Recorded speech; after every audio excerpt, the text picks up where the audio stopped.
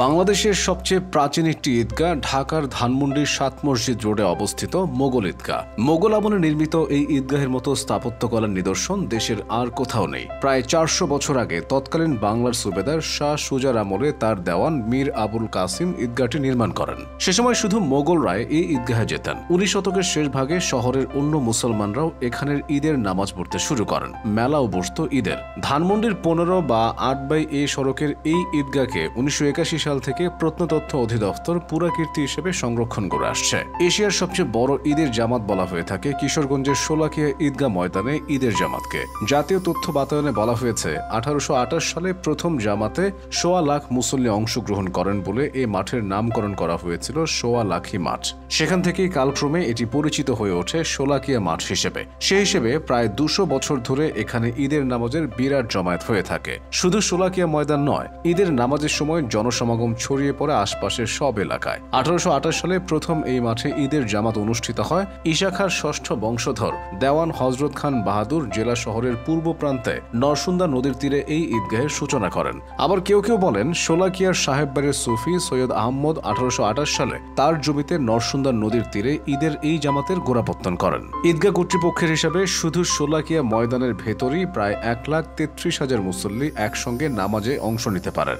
আশপাশের বিভিন্ন জেলা, উপজেলা, এমনকি রাজধানী ঢাকা থেকে বিশেষ ট্রেনেও মানুষ এসে এখানে ঈদের নামাজে অংশ নেন। শোলাকিয়ার মতো প্রাচীন না হলেও বাংলাদেশের উত্তরাঞ্চলীয় জেলা দিনাজপুরের গৌড়ের শহীদ বড় ময়দান আলোচনায় আছে কয়েক বছর ধরে।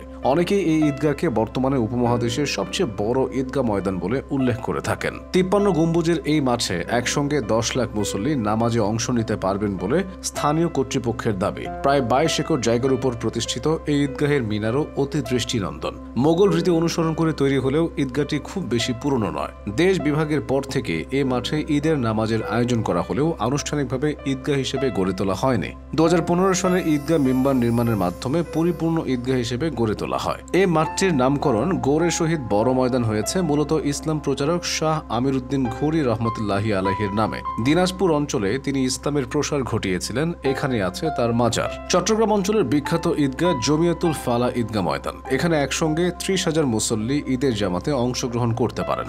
২ পর্বে ৬০,০০০-এর মতো মুসল্লি ঈদের নামাজ আদায় করে থাকেন। চট্টগ্রাম মহানগরীর ওয়াসা মোড় এলাকার জমিয়তুল ফালাহ জাতীয় মসজিদের সামনে এই ঈদগাহ মাঠের অবস্থান। কয়েক যুগ ধরে চট্টগ্রামের সবচেয়ে বড় ঈদ জামাত এই মাঠেই হয়ে থাকে। ঈদের দিন এই ময়দানে চট্টগ্রামের রাজনীতিবিদ, জনপ্রতিনিধি, পদস্থ সরকারি কর্মকর্তা ও সাধারণ মানুষের জমায়েত হয়। ১৯৮৯ সনে প্রথম জমিয়তুল ফালাহ ঈদগাহ ময়দানে ঈদের নামাজ অনুষ্ঠিত হয়। এই ঈদগাহ ময়দানে প্রতি বছর আন্তর্জাতিক ইসলামিক কনফারেন্স, সুফি সম্মেলন থেকে শুরু করে বড় বড় ইসলামিক আয়োজনগুলো অনুষ্ঠিত হয়। রাজশাহীর বিখ্যাত শাহ মখদুম ঈদগাহ ময়দান গড়ে উঠেছে শাহ মখদুমের রহমতুল্লাহি আলাইহির দরগাকে কেন্দ্র করে। ইসলাম প্রচারে বাগদাদ থেকে আসা তুরকান শাহ রহমতুল্লাহি আলাইহির মাজারকে কেন্দ্র করে দরগা এলাকাটি গড়ে উঠেছিল। তার মৃত্যুর পর শাহ মখদুম সহ আরো কয়েকজন এ অঞ্চলে এসে ইসলাম প্রচার করেছেন। শাহ মখদুম রহমতুল্লাহি আলাই সেখানে মসজিদ তৈরি করেন এবং সেখানেই পরে তাদের সমাহিত করা হয়। ১৬৩৪ সালে এখান থেকেই দরগা ও ঈদগাহের ভিত্তি তৈরি হয়। পরে ১৯৪৭ সালে দেশ ভাগের পর রাজশাহী নগরীর কেন্দ্রস্থল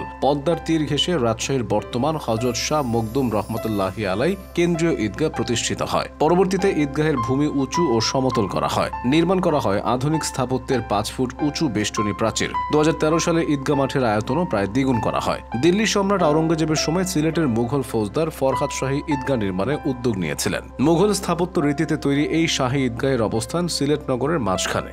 গাছপালা ঘেরা ঐতিহাসিক এই ঈদগাহটি ১৭০০ সালের দিকে নির্মিত হয় বলে জাতীয় তথ্য বাতায়নে বলা হয়েছে। ১৭৭২ সালে ইংরেজ বিরোধী ভারত বাংলা জাতীয়তাবাদী প্রথম আন্দোলন এখান থেকেই শুরু হয়।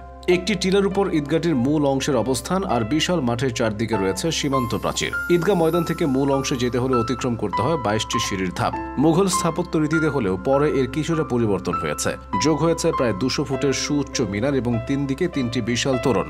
ঢাকার জাতীয় ঈদগাহ বিশেষ গুরুত্ব বহন করলেও এটি পুরনো কোনো স্থাপনা নয়। মূলত সচিবালয়ের কাছে সুপ্রিম কোর্ট অঙ্গনে প্রায় ৩ যুগ আগে একটি ঝোপ জঙ্গল ঘেরা পুকুরকে ভরাট করে এই ঈদগাহ মাঠের সূচনা হয়েছিল। কালক্রমে এটা এখন বাংলাদেশের জাতীয় ঈদগাহ। স্বাধীনতার পর থেকে হাইকোর্ট মাজারের পাশে সামিয়ানা টাঙিয়ে ঈদের নামাজের আয়োজন করা হতো। পরে জনসমাগম বাড়তে থাকায় পাশের পুকুর ভরাট করে মাঠ তৈরি করে সেখানে ঈদগাহ কার্যক্রম শুরু হয়। ১৯৮৫ সালে এরশাদ সরকার এই ময়দানকে জাতীয় ঈদগাহ হিসেবে ঘোষণা করে। সাধারণত রাষ্ট্রপতি, প্রধান বিচারপতি সহ দেশের গুরুত্ব গুরুত্বপূর্ণ নাগরিকরা এই ঈদগাহ মাঠে ঈদের নামাজে অংশ নিয়ে থাকেন।